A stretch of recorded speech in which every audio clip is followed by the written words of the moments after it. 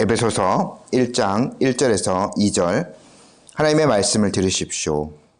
하나님의 뜻으로 말미암아 그리스도 예수의 사도된 바울은 에베소에 있는 성도들과 그리스도 예수 안에 있는 신실한 자들에게 편지하노니 하나님 우리 아버지와 주 예수 그리스도로부터 은혜와 평강이 너희에게 있을지어다. 아멘. 잠시 기도하겠습니다. 복되신 하나님 아버지, 오늘 저희들이 이렇게 주님의 귀한 말씀 앞에 섭니다. 오늘 이 말씀을 통하여 저희들이 하나님의 뜻을 잘 깨달아 알아갈 수 있도록 성령 하나님 이 시간 온전히 역사하여 주시길 기도합니다. 듣는 사람과 전하는 사람의 마음 가운데 역사하셔서 이 말씀을 온전히 비추어 주시고 하나님의 뜻 안에서 저희들이 온전한 그 지식을 얻어 순종의 자리에까지 나아갈 수 있도록 귀한 은혜 베풀어 주옵소서. 예수님의 이름으로 기도드립니다. 아멘. 오늘 이제 저희들이 본격적으로 에베소서 말씀을 함께 살펴보고자 합니다. 지난 시간에 몇 가지 그 배경적인 것들을 말씀을 좀 드렸었죠. 바울이 어떻게 에베소로 가서 전도를 하게 되었는지, 그렇게 해서 교회가 탄생된 과정들, 그리고 바울이 이제 그곳을 왜 떠나야만 했는지, 그리고 로마의 감옥에 갇혀서 왜 바울이 펜을 들어서 에베소 성도들에게 편지를 보내야만 했는지 저희들이 몇 가지 배경적인 것들을 함께 살펴보았죠. 저희가 이제 본격적으로 이번 주 오늘부터 에베소 그 말씀을 조금 상세하게 내용을 보고자 하는데요. 저희들이 이제 이 에베소서를 보면서도 그렇고 저희가 한 3년 전쯤에 갈라디아서 말씀도 이제 본 적이 있는데, 이 신약의 그 서신서들 보면서 저희들이 교회에 대한 것들을 많이 배워갈 수가 있습니다. 교회가 과연 무엇인가? 또 교회는 어떻게 이제 구성되어지는가? 하나님은 교회에 과연 이 땅에 교회를 세우시고 어떤 목적을 이루시기를 원하는가? 여러 가지 것들을 이제 저희들이 서신서를 통해서 배워갈 수 있는데요. 이제 이 교회에 대해서 배워가는 것 중에 사실 이 에베소서만큼 좋은 교재는 없을 겁니다. 교회에 대한 아주 전반적인 내용들이 잘 나오고, 그것을 통해서 하나님께서 무엇을 이루어 가시기를 원하는지가 이 에베소서에 잘 나오죠. 근데 저희들이 먼저 한 가지 명심하고 요 전체 그 내용들에 상세하게 좀 들어가기를 원하는데요. 한 가지 저희가 교회에 대해서 생각할 때 이 에베소 교회도, 제가 지난 시간에 다시 반복할 필요는 없겠습니다만, 지난 시간에 몇 가지 에베소 교회에 편지를 보내야만 하는 그런 자잘한 그 문제점들이 있었기 때문에 바울이 펜을 들었다라고 말씀을 드렸죠. 저희가 명심해야 될 것이 있습니다. 이 세상에서는 완전한 교회가 있을 수 없다라는 거예요.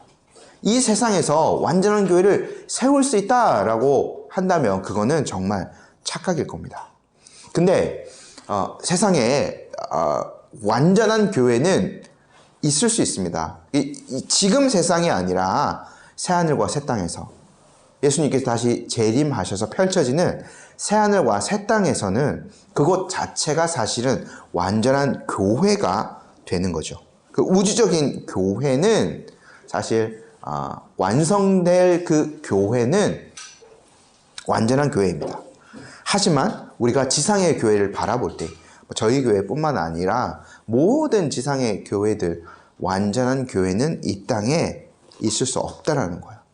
왜냐하면 저희가 개인적으로 저희들만 봐도 그것이 아주 명확해집니다. 교회에 그냥 단순히 저희가 교회를 생각할 때에 교회에 아주 완벽한 사람들만 모여 있어요. 신앙적으로 뭐 이렇게 또 윤리적으로 아주 좋은 사람들만 모여 있으면 좋은 교회가 될 거다. 그냥 단순하게 생각한다고 하더라도 저희는요, 이 세상에서 한 그리스도인이 예수님을 믿고 난 다음에 그 성화의 과정을 밟아가더라도 완전히 이 땅에서는 그 성화될 수 없다는 것을 저희들이 잘 알고 있습니다. 그게 사실은 정통적인 가르침이죠. 이 세상에서는 저희가 완벽하게 성화될 수 없어요. 왜냐하면 우리의 그 육신의 장막에 저희들은 갇혀있기 때문에 육신의 요구들은 늘 우리를 끌어내리려고 하죠. 그리고 세상이 우리를 항상 유혹하고 있고 마귀도 항상 우리에게 틈을 노리고 있습니다. 그렇기 때문에 세상에서 저희가 그 모든 것들을 이겨내고 완벽하게 성화를 이루기란 불가능하죠. 그렇게 사실은 우리가 교회에 나와 있더라도 다 연약하고 부족한 사람들이 모여 있는 거예요. 그러니까 다 연약하고 부족한 사람들이 모여 있는 것이 교회니까 사실은 교회가 완전해질 수는 없는 것이죠. 자, 그것을 아예 그러면은 포기해라. 아예 뭐 교회가 더 거룩해지고 더 좋은 교회를 세워나가니까 포기하라는 말씀이 아니라 우리가 그 예수 그리스도께서 머리가 되시는 그 교회, 에베소서에 그것이 아주 잘 나오는데요. 그 그리스도의 통치가 잘 드러날 수 있도록 교회를 계속 세워가는 것들이 필요합니다. 계속 개혁해가는 것들이 필요하죠. 하지만 그럼에도 불구하고 이 땅에서 완전한 교회를 세우는 것은 불가능하죠. 크고 작은 문제들이 계속 발생할 수밖에 없습니다. 에베소서에서 바울이 어떠한 것들로 그 문제들을 해결해 가고 또 어떻게 우리가 신앙적인 그 지식들을 붙들고 있어야 좀 더 좋은 교회를 세워갈 수 있을까? 이런 것들을 함께 이제 배워갈 수 있겠죠. 교회를 제가 3가지만 좀 말씀드리고 넘어가고자 하는데, 교회의 그 문제들, 교회에 이제 있을 만한 문제들, 아주 복잡한 문제들도 많이 있지만 한 3가지 정도의 부류로 생각해 보면, 가장 사실 첫 번째는 가장 중차대한 문제는 교리적인 겁니다. 그러니까 우리도 이제 이 땅의 모든 교회들을 봐도 뭐 저희 교회 여기에 있죠. 조금만 가도 이 옆에 이제 순복음 교회가 있습니다. 이제 좀 많이 이제 성향적으로 다르죠. 근데 이제 교회의 그 가르침, 뭐 설교의 내용들, 그리고 뭐 교회의 뭐 아이들 교육하는 것들 조금씩 차이가 있을 수는 있습니다. 각 교회마다, 교파마다 독특한 특성이 있을 수 있어요. 그거는 이제 제쳐두더라도 저희가요, 그래도 다른 어떤 교파적인 색깔, 다른 좀 색채를 가진 교회들 형제다라고 우리가 우주적인 교회 안에 있다라고 할 수 있는 거는 우리가 같은 신앙의 고백을 공유하기 때문이에요.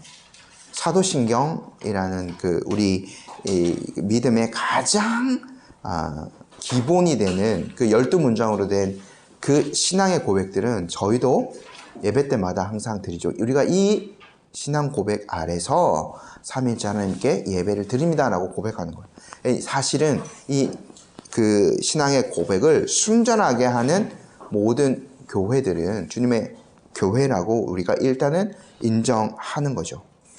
그리고 이제 교회 안에 정통적으로 가르치는 그 가르침은 항상 있어 왔습니다.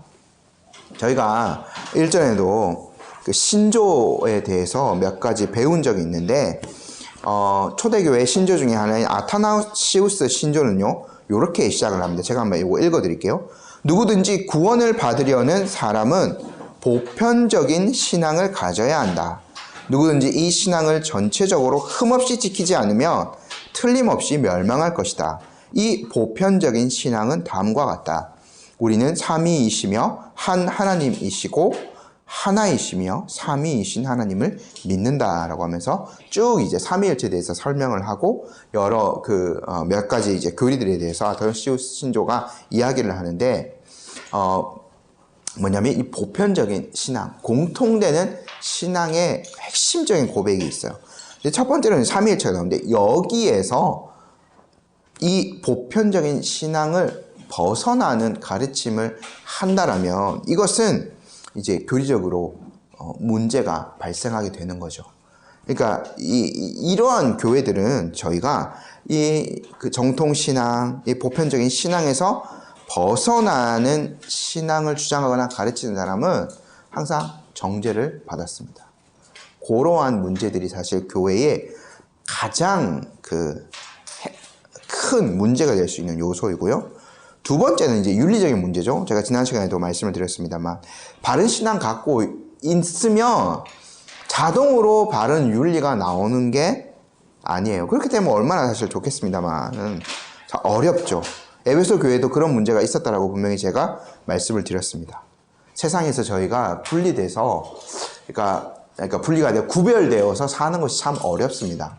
오늘날 중독이라던가 죄의 유혹이 너무나 많은 이 시대 가운데 저희들이 이제 그 그리스도인다운 윤리를 갖고 행하면서 살아가기가 좀 쉽지는 않죠. 근데 이제 에베소서에서 그런 해결책을 다 사실은 바울이 이야기해 줍니다. 사실 우리가 더 필요한 것은 뭐냐면 죄를 끊고 죄를 미워하고 오늘 집사님 기도하셨는데 우리가 하나님을 더 사랑하게 되면 죄에 대해서는 점점 멀리하게 되는 거죠. 그것이 우리 개인적으로는 필요하고요. 교회적으로는 또 뭐가 필요하면 사실은 7이라는 요소가 필요한 거죠. 근데 이 7이라는 것이 정확하게 당회가 열려가지고 수찬정지 출교 이렇게 하는 것만 7이가 아니라 형제가 형제를 서로 세워주는 것, 더 거룩한 삶을 살도록 서로가 서로에게 권면하고 이끌어주는 것, 형제의 7이라고 볼 수 있겠죠. 이것이 사실은 굉장히 중요합니다. 참된 교회 공동체, 좋은 교회 공동체라면 윤리적인 문제를 그렇게 이제 극복해 갈 수 있는 거죠. 거룩한 사람이 되어가고 거룩하게 되어져 가는 공동체가 얼마나 아름다운지를 우리가 이 말씀을 통해서 계속해서 살펴봤으면 좋겠고요. 세 번째 마지막 제가 좀 제시하고 싶은 건 뭐냐면 교회 안에 서로 간의 갈등의 문제예요. 이건 이제 빌립보 교회에 많이 이제 나타났습니다만 에베소 교회도 분명히 좀 그런 것들이 있었을 것 같아요. 교회마다 그런 것이 없을 수는 없죠. 그러니까 사람과 사람 다 하나님을 믿지만 태어난 배경이 너무 다르고 가정적인 배경이 다르고 기질, 성향 이런 것들이 많이 다르지 않습니까? 요즘 MBTI로 해서 사람을 16가지로 나눠서 막 이제 그 MBTI 성향 이런 것들을 많은 사람들이 이제 좀 좋아하기도 하고 유행이라고 하기엔 좀 그럴 수 있겠습니다만 그렇게 하던데 16가지만 되겠습니까, 사람이? 사실은 이제 더 다양한 사람들이 교회에 모였기 때문에 갈등은 언제든지 발생할 수밖에 없죠. 근데 이 조그만 갈등들이 계속 쌓여가다 보면 교회가요, 언젠가는 좀 큰 어려움을 겪을 수도 있어요. 그래서 바울이요, 교회의 하나됨을 굉장히 강조하거든요. 4장에 그것이 정말 잘 나와요. 제가 미리 한번 읽어드릴게요. 4장 3절에서 6절입니다. 평안에 매는 줄로 성령이 하나 되게 하신 것을 힘써 지키라. 몸이 하나요 성령도 한 분이시니 이와 같이 너희가 부르심의 한 소망 안에서 부르심을 받았느니라. 주도 한 분이시요 믿음도 하나요 세례도 하나요 하나님도 한 분이시니 곧 만유의 아버지시라. 만유 위에 계시고 만유를 통일하시고 만유 가운데 계시도다. 바울이 단순히 다투지 말고 그냥 서로 화해하고 하나 되십시오 이렇게 제시하는 게 아니라요, 성령께서 하나 되신 것을 이야기합니다. 그리고 하나님도 한 분이시다. 만유의 아버지이신 하나님이 한 분이시다라는 것을 강조해요. 그러니까 그 하나님을 믿는 믿음 안에서 하나가 되는 것을 강조하는 거죠. 교회의 그 하나됨, 일치를 굉장히 바울이 많이 추구하고 권면해 주고 있습니다. 이러한 정신을 우리가 늘 유지할 필요가 있는 거죠. 제가 한 3가지 부류 정도로 말씀을 드렸습니다만 더 세세하게 복잡하게 오늘날 교회들이 많은 그 어려움에 부딪히고 있습니다. 저희 교회도 늘 어려움에 처할 수밖에 없는 그런 약한 상황이고요. 그래서 우리가 이 에베소서 말씀을 보면서 바울이 그 문제들 직접 대면할 수는 없지만 에베소 교회 성도들이 어떻게 그 문제를 이제 이겨내기를 원하는지, 어떻게 해결해가고 더 나은 교회를 세우고 주님이 원하시는 공동체를 세워가기 원하시는지를 함께 살펴봤으면 좋겠습니다. 저희요, 이제 1절 말씀, 서론적인 것들이 또 길었습니다. 1절 말씀 한번 지금 읽어볼게요. 하나님의 뜻으로 말미암아 그리스도 예수의 사도된 바울은 에베소에 있는 성도들과 그리스도 예수 안에 있는 신실한 자들에게 편지하노니. 저희요, 이 바울의 서신서들 보면 첫 부분은 사실 거의 비슷합니다. 이게 바울이 공식적으로 보낸 편지예요. 근데 이제 저희도 요즘은 사실 편지를 거의 쓰지 않죠. 정식으로 막 이제 손으로 된 편지, 우표를 붙여가지고 보내고 이러한 편지를 요즘은 거의 쓰지 않습니다. 다 톡으로 해버리기 때문에요. 근데 이제 저희 예전에 배웠던 것들 기억해 보면 편지에는 정형화된 형식이 분명히 있습니다. 요 당시 헬라 문화권에서도 정형화된 편지의 형식이 있죠. 그래서 처음에는 보내는 사람, 받는 사람이 사실 명확하게 등장합니다. 이 1절에서 명확하게 이제 등장하죠. 보내는 사람, 사도 바울입니다. 편지를 받는 사람, 에베소에 있는 성도들이에요. 또 그리스도 예수 안에 있는 신실한 자들도 편지를 받는 사람이 되겠죠. 요것을 명확하게 밝히고 바울이 이제 뒤에 내용들을 이제 시작하는데, 근데요, 그냥 이렇게 정형화된 형식을 빌려서 바울이 수신자와 또 발신자 이런 것들을 기록해 놓았습니다만, 저희가 여기 안에 있는 아주 중요한 것들을 반드시 짚고 넘어가야만 해요. 첫 번째요, 사도 바울, 보내는 사람, 사도 바울에 대해서 우리가 조금 더 생각을 해봐야 됩니다. 첫 번째, 사도라는 직분, 그리고 바울이라는 사람, 이 두 가지를 다 짚고 넘어가야 되는데, 제가 사도 직분에 대해서 조금 더 상세하게 말씀을 드릴게요. 제가 서두에 말씀드렸습니다. 제가 설교한 것들을 다 찾아보니까 3년 전에, 거의 딱 3년 전에 이제 갈라디아서 설교를 들으면서 갈라디아서 이제 공부를 했는데요.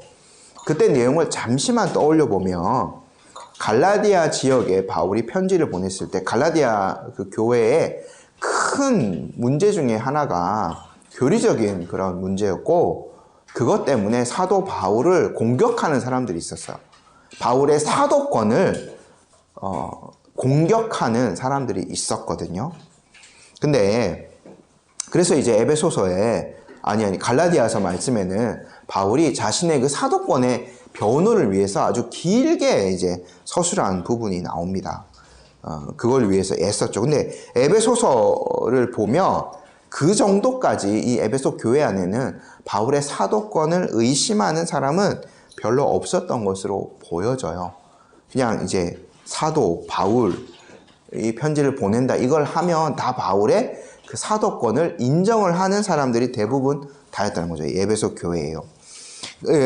근데 바울이 왜 사도의 권위를 가지고 이 편지를 썼는가라는 것에 대해서는 저희가 좀 명확하게 알고 넘어갈 필요가 있겠습니다.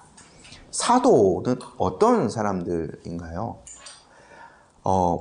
사도는요, 제가 몇 가지 이제 정의를 살펴보면, 저희가 한번 생각해 보면, 사도행전을 생각해 보면, 사도행전도 이제 벌써 2년이 돼 갑니다. 1장을 생각해 보면, 가룟 유다가 죽고 난 다음에 12 사도 중에 한 명이었던 가룟 유다가 죽고 난 다음에 이제 새로운 사도를 뽑는 것으로부터 사실은 그 초대교회의 첫 사역들이 시작되거든요. 근데 가룟 유다를 대신할 새로운 사도 후보가 2명 올라갔는데 조건은 뭐였냐면 이래요. 제가 읽어드릴게요. 사도행전 1장 22절. 항상 우리와 함께 다니던 사람 중에 하나를 세워 우리와 더불어 예수께서 부활하심을 증언할 사람이 되게 하여야 하리라 하거늘. 나머지 11사도가 제시한 조건은 뭐냐면 항상 주님과 동행하였던 사람, 그리고 두 번째는 예수님의 부활을 증언할 사람입니다. 근데 요 첫 번째 조건, 사도들과 항상 함께 다닌다. 그 예수님의 그 사역을 분명한 증인이다라고 하는 것들은 사실은 두 번째 이 부활의 증인이 되기 위한 조건이라도 볼 수 있습니다. 부활을 확실하게 믿고 증언할 사람이 사도가 되어야 돼요. 근데 또 사도의 가장 중요한 조건 중에 하나는 주님께서 직접 택하신 자여야 한다는 거예요. 그 공관복음서 보면 모든 사실은 복음서에 예수님이 12제자를 택한 장면이 나옵니다. 12제자를 택한 장면이 나오는데 예수님이 그 12제자를 택하기 전에 밤새 산에 올라가셔서 열심히 기도하셨죠. 그리고 내려오신 다음에 제자들의 수많은 무리 중에 12를 택하십니다. 제가 누가복음, 대표적으로 누가복음을 한번 읽어드릴게요. 밝음에 그 제자들을 부르사 그 중에서 12를 택하여 사도라 칭하셨으니, 수많은 그런 예수님을 따르던 무리 중에 12명을 예수님이 직접 뽑으셨어요. 이게 사도의 조건입니다. 아주 중요한, 가장 중요한 사실 조건이라고 볼 수 있는 거죠. 주님이 직접 선택한 사람. 근데 바울이 이 조건이 되느냐? 바울이 이 조건이 돼요. 가장 중요하죠. 제가 사도행전 한번 읽어드릴게요. 9장 15절. 주께서 이르시되 가라. 이 사람은 내 이름을 이방인과 임금들과 이스라엘 자손에게 전하기 위하여 택한 나의 그릇이라. 아나니아에게 주님께서 나타나셔서 사도 사울에게 가서 네가 세례를 주라 말씀하셨죠. 그때에 주신 말씀이에요. 이 사울이라는 사람, 바울은 내가 택한 자다, 나의 그릇이다라고 분명히 말씀해 주셨어요. 그러니까 바울도 주님께서 직접 뽑은 사도라고 볼 수 있는 거죠. 그리고 부활에 대해서는요, 바울이 부활의 가장 강력한 증인이 되어서 부활의 복음을 전했습니다. 고린도전서 15장, 특별히 저희가 부활장이라고 알고 있잖아요. 거기서 바울이 처음에 시작은 부활부터 얘기하는 게 아니라 복음을 얘기해요. 근데 그 복음의 핵심이 부활이기 때문에 그 부활에 대해서, 부활의 첫 번째 500의 형제에게 일시에 나타나셨고 쭉 하면서 부활에 대해서 그 사실적인 것들 얘기하고, 또 부활의 열매들, 최종적인 것들 얘기하다 보니까 그 고린도서 15장이 58절인가요? 굉장히 길어지게 된 거예요. 그게 바울의 복음이에요, 사실은. 바울이 그렇게 부활에 대한 믿음을 붙들고 있었고, 가는 곳마다 그리스도의 그 부활을 증언하죠. 바울이 또 나중에 저희가 계속해서 바울이 재판받는 장면 얘기했는데, 바울이 얘기했던 내가 그 부활 때문에 이렇게 고난을 받고 있는 거라고 얘기하지 않습니다. 그러니까 이 많은 사람들에게 바울이 부활의 복음을 전파하였죠.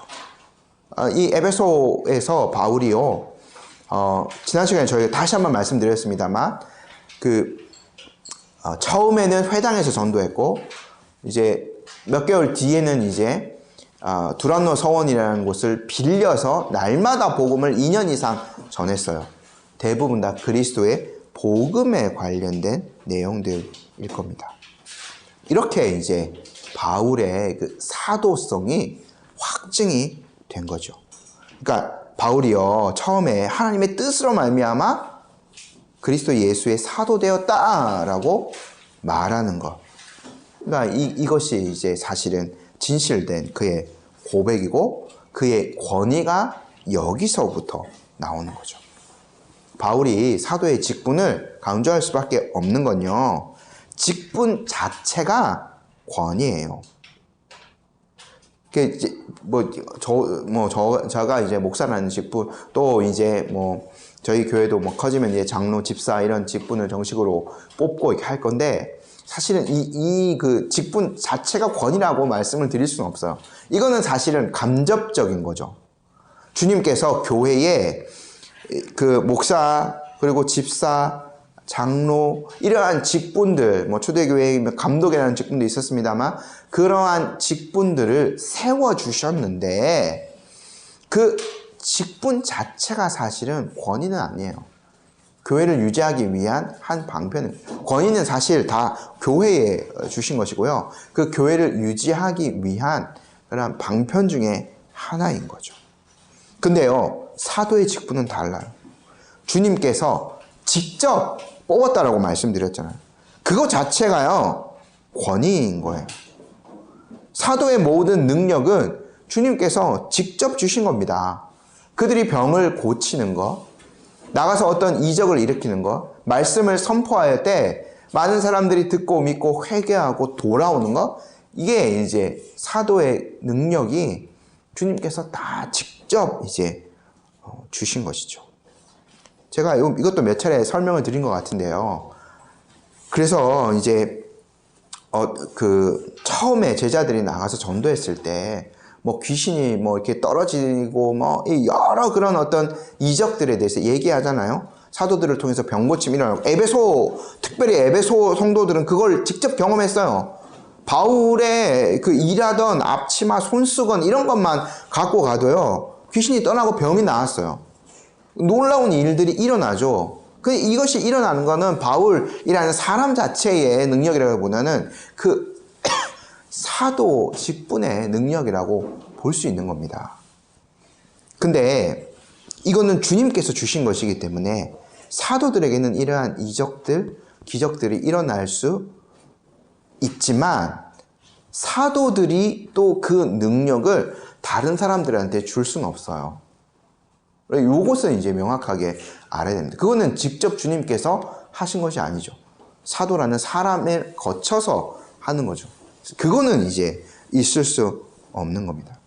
사도라는 이 직분의 특수성이 있는 거예요. 주님께서 그 능력을 사도들에게 주셔서 이들이 교회의 창립자가 되게 하셨어요. 그리고요, 사도들이, 그렇지 않은 사람도 있었습니다만 대부분 다 사도들이 신약 성경을 기록하였어요.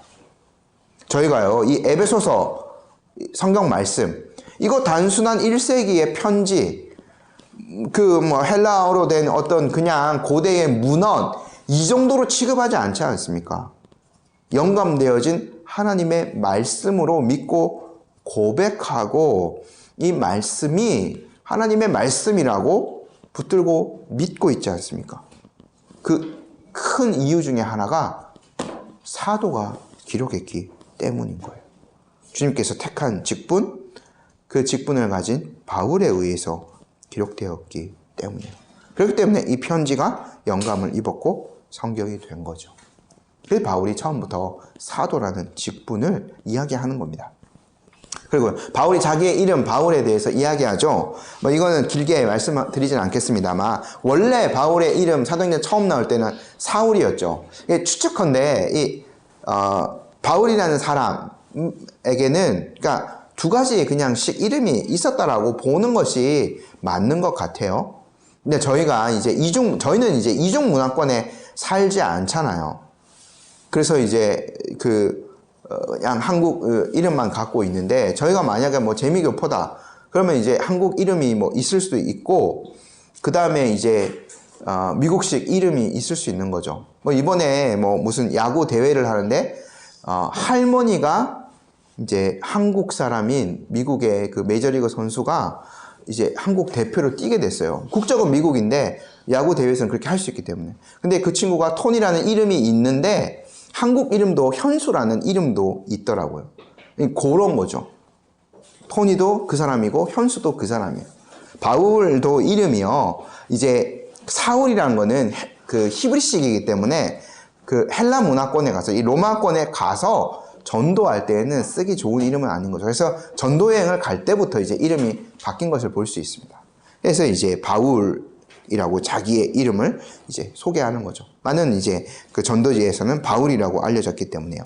자, 근데 이제 수신자를 함께 한번 볼게요. 바울은요, 이 편지를요, 에베소에 있는 성도들과 그리스도 예수 안에 있는 신실한 자들에게 보냈어요. 근데 저희 이 개역개정 성경에는 마치 두 부류처럼 에베소에 있는 성도들 따로 있고요. 그리고 그리스도 예수 안에 있는 신실한 자들이 따로 있는 것처럼 보일 여지가 있습니다만, 요걸 과하라는 걸요, 즉이라고 좀 해석하는 것도 좋을 것 같습니다. 그래서 에베소에 있는 성도들, 즉 그리스도 예수 안에 있는 신실한 자들에게 편지한다라고 저희가 생각하면 좋을 것 같습니다. 물론 이거를요, 과하라고 해서 두 부류로 봐도 충분히 괜찮습니다. 이게 이 에베소서 여러 가지 자료들을 찾아보니까요, 어떤 초대에 이 어떤 사본들에는 에베소라는 말이 빠져 있기도 하다고 하더라고요. 그냥 성도들과 그리스도 예수 안에 있는 신실한 자들에게 편지한다라고 이렇게 되어 있는 사본도 몇 가지 정도 있다고 합니다. 그런 것들을 보면 이 편지가 단순한 딱 한 군데만 보낸 것이 아니라 몇 군데 교회에 이렇게 회람되도록, 그러니까 거기 공란이 되어 있는 거기에는 자기 교회의 이름을 붙이는, 그렇게 이제 보는 분들도 계시더라고요. 근데 이제 에베소서 좀 특수한 사항이 들어가 있습니다만, 그 신앙의 그 보편적인 그러한 내용들, 기독교인의 윤리에 대해서 보편적인 내용들도 다 들어갔기 때문에 충분히 저희가 그렇게 생각해 볼 만한 여지가 있는 거죠. 근데 에베소에 있는 그 사람들을 바울이 뭐라고 불러요? 성도들이라고 부르죠. 거룩한 사람들, 거룩한 무리라고 바울이 지칭하고 있어요. 그러니까 교회 안에 있는 당신들, 이 편지를 받는 여러분들은요, 다른 세상 사람들과 구별된 하나님께서 특별히 세우신 백성입니다 라고 바울이 이야기하는 거예요. 그러니까 성도라는 말 자체에 사실은 집합성이 있어요. 공동체성이 분명히 있습니다. 하나님께서요, 구약에서 아브라함 한 명 부르신 거 아닙니다. 아브라함 사실 한 명을 불렀다라고 저희가 생각할 수 있지만, 아브라함을 통해서 생성되는 한 민족을 부르신 거죠. 그리고 시내산에서 언약 세울 때도요, 모세 한 사람만 대표로 해서 모세만 언약을 맺은 것이 아니라 모세를 대표로 하는 이스라엘 공동체 전체와 하나님께서 언약을 맺으신 거죠. 그 백성이 다른 세상의 다른 민족들과는 다르게 하나님을 알고 예배하도록 따로 부르시고 하나님의 법을 그들에게 주신 거예요. 이 사명을 누가 이어받은? 신약에서는 교회가 그 역할을 이어받는 거죠. 신약 시대에는 교회가 새 언약의 공동체로서 하나님의 소유된 백성이 되고 제사장 나라가 되고 거룩한 백성이 되는 겁니다. 이 편지를 받는 에베소 사람들, 그 사람들은, 에베소 교인들은요, 성도예요. 거룩한 무리예요. 하나님의 것으로 구별된 자들입니다. 비록 이들이 도덕적으로는 아직 부족한 것들이 조금 있다 치더라도 하나님께 구별되어지고 바쳐진 자들인 거예요. 왜요? 여기 나오죠. 그리스도 예수 통하여서, 그리스도 예수 안에 있기 때문에 그들이 하나님과 새로운 관계를 맺어서 거룩한 백성이 된 거죠. 제가 이 부분 새한글 성경으로 한번 읽어드리면, 에베소에 있는 성도들이요, 그리스도 예수님을 믿는 분들에게 이 편지를 보냅니다 라고 이렇게 좀 번역을 했는데, 이 신실한 자들이라는 그 표현을요, 요 새한글 성경에는 조금 더 적극적으로 믿는 행위를 강조하게 좀 표현했어요. 그래서 그리스도 예수님을 믿는 분들에게 편지를 보냅니다. 이렇게 이제 표현을 해놨거든요. 저희가 생각해보면 이 신약의 백성들이요, 따로 구별되어서 거룩한 제사장 역할을 감당할 수 있는 것은 오직 예수 그리스도 때문이죠. 정확히 말하면 오직 예수 그리스도를 믿음으로써 그것이 가능하게 됩니다. 그리스도를 믿는 자들에게 주시는 하나님의 그 은사가 뭔가요? 그들이 하나님과 그리스도와 연합하게 되는 거죠. 그래서 죄에 대한 죽고 그리스도와 함께 부활의 생명을 얻게 됩니다. 바울이 에베소서에 표현했는데 전에는 이방인이었죠. 전에는 하나님의 뜻과는 전혀 상관없이 살아왔지만 그리스도 예수를 믿음으로 말미암아 그의 십자가의 죽음과 부활을 믿고 그의 의에 동참하게 되었어요. 그래서 구원받은 백성, 곧 하나님께 속한 거룩한 백성이 되는 거죠. 그래서요, 저희가 에베소서의 전반적인 모든 내용들, 믿는 자들을 위해서 기록된 겁니다. 우리가 요것들을 1장 1절 말씀, 단순히 넘어갈 게 아니라고 제가 설명을 드렸는데, 우리가 우리의 신앙을 점검해 볼 때, 전반적으로 우리의 교회 생활, 신앙 생활, 가정생활 이런 것들을 다 점검해 볼 때, 첫 번째로 생각해 볼 거는 뭐냐면, 내가 정말 성도인가? 그리스도를 통하여서 그리스도와 어떤 관계를 맺고 있고, 그리스도를 통하여 하나님과 어떤 관계를 맺고 있는가를 점검해 봐야 돼요. 진정한 우리 성도님들은 그리스도를 믿고 거룩한 백성으로 살아가는 자입니까? 그런 은혜가 우리 모두에게, 우리 교회에 늘 충만하기를 기도합니다. 2절 말씀, 바울이요, 이 수신자들, 그 에베소 성도들에게 은혜와 평강을 구하죠. 2절 저희 함께 한번 읽어볼까요? 하나님 우리 아버지와 주 예수 그리스도로부터 은혜와 평강이 너희에게 있을지어다.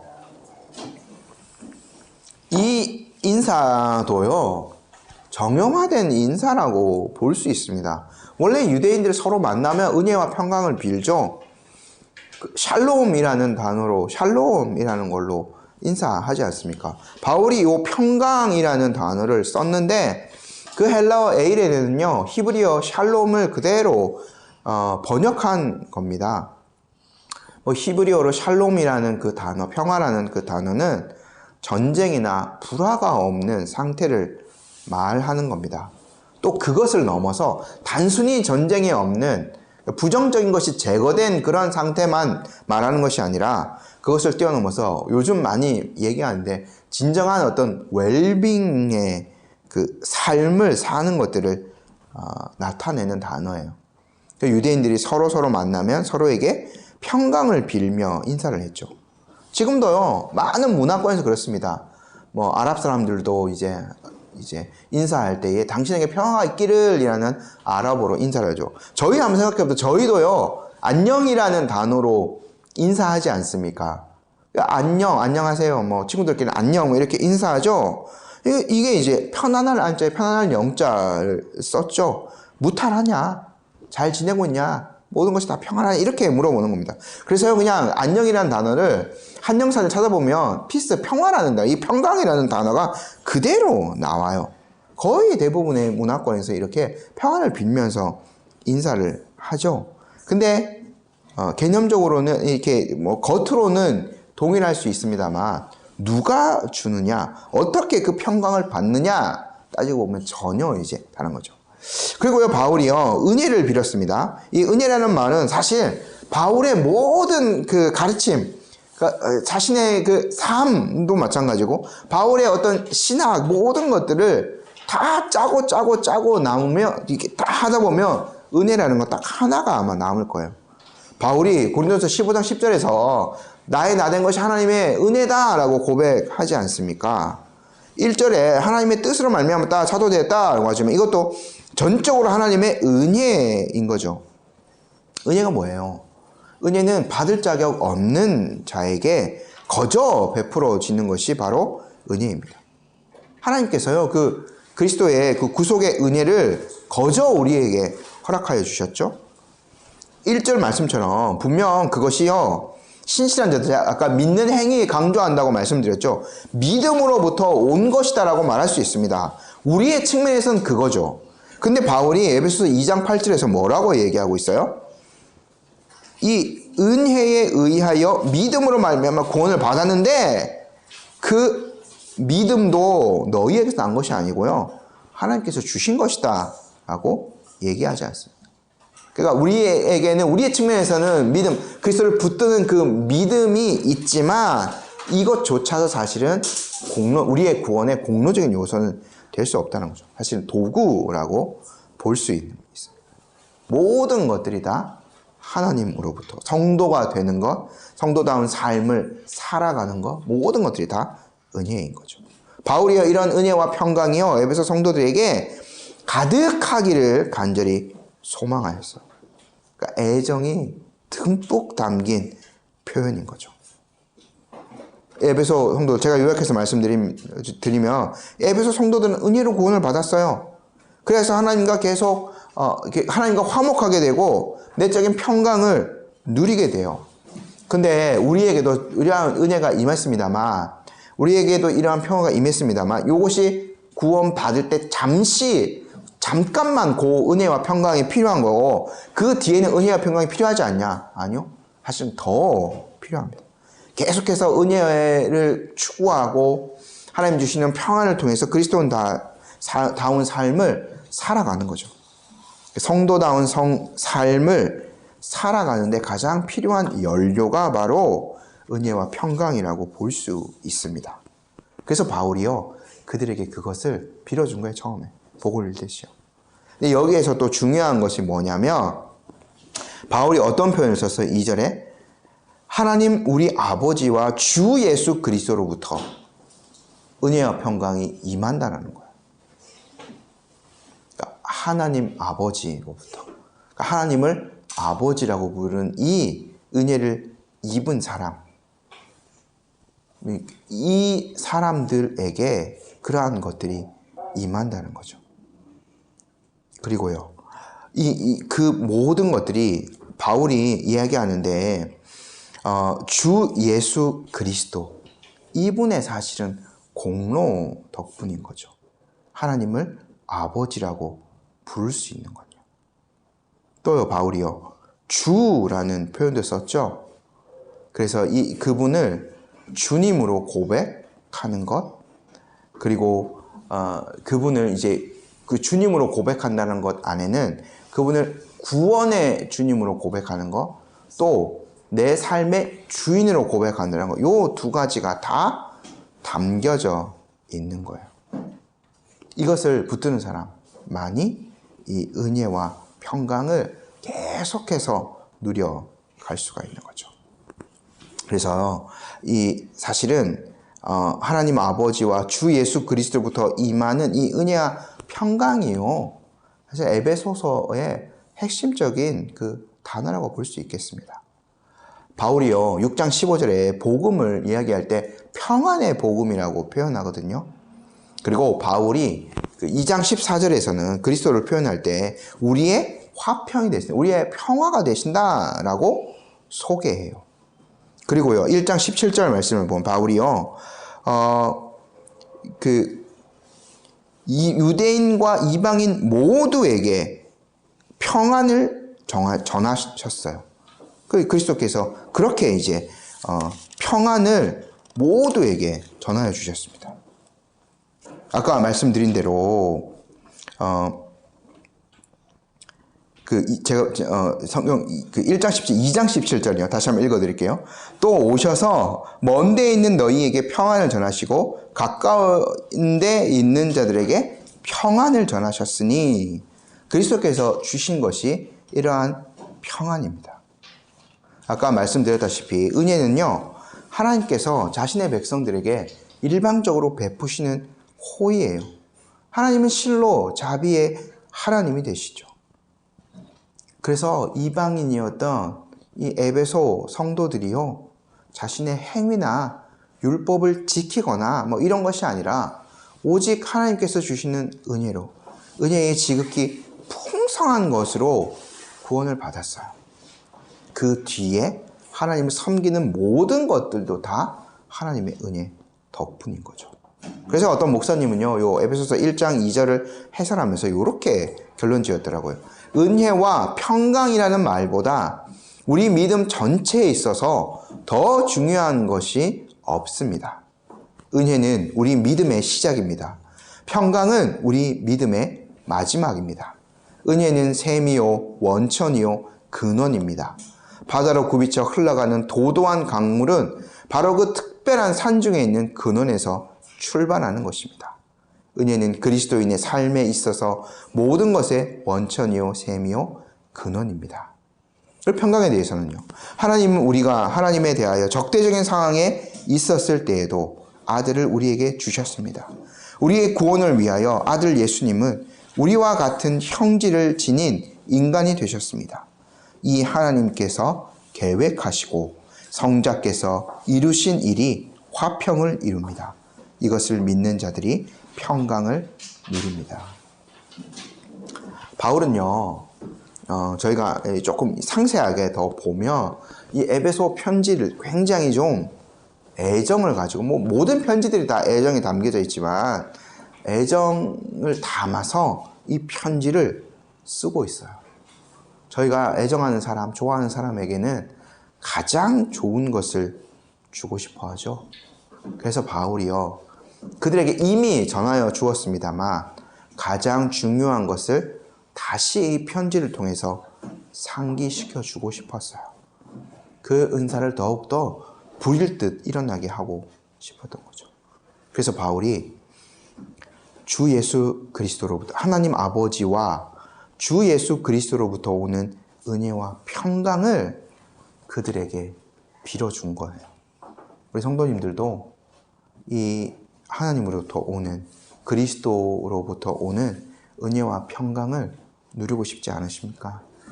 우리가 그 평강을 누리고 싶다면 바울이 제시해 준 대로 주 예수 그리스도를 붙들어야 됩니다. 은혜와 평강 자체를 추구하는 것이 아니라요, 그것의 근원이 되시는 그리스도를 붙들어야 돼요. 그리스도 안에 모든 보화가 담겨져 있거든요. 그리스도 안에는 하나님의 모든 계획이 성취되어져 있거든요. 우리가 더욱더 신실하게 그분을 붙들고 그분을 의지할 때에 이런 은혜와 평강이 우리에게 더욱더 풍성하게 임하게 될 줄 믿습니다. 그런 은혜와 평강을 마음껏 누리시는 우리 성도님들 되시기를 축복합니다. 잠시 기도 드리겠습니다.